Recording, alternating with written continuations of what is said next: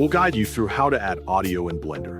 Quick disclaimer, you need to follow this step-by-step guide carefully, because skipping a single step will affect your final result. If this guide helpful, don't forget to like and subscribe. First, don't forget to comment if you still need our help or want to ask something, and we will reach you as soon as possible. Second, open Blender on your desktop by clicking its icon and waiting for the program to load completely. Once Blender is open, select all existing objects in the scene by pressing the A key on your keyboard. After everything is selected, press X and confirm the deletion to remove all objects from the workspace. Next, press Shift+A to open the Add menu.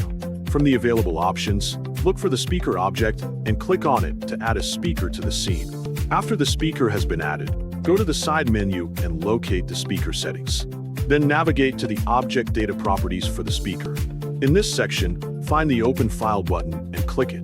Browse your computer and select the audio file that you want to use. Then confirm your selection to load the sound into Blender.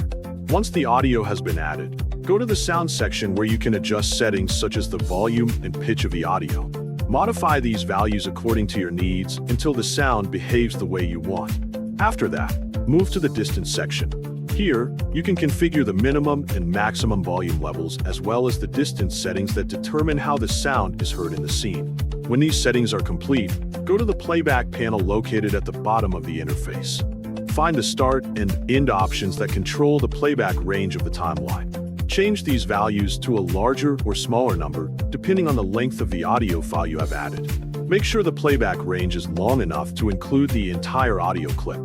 Before proceeding, carefully recheck all of the settings you have configured, including the audio file, sound properties, distance settings, and playback range. Confirm that everything is set correctly and matches your requirements.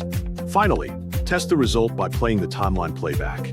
Listen to the audio and verify that it plays correctly, making any additional adjustments if necessary, before continuing with your project in Blender afterward.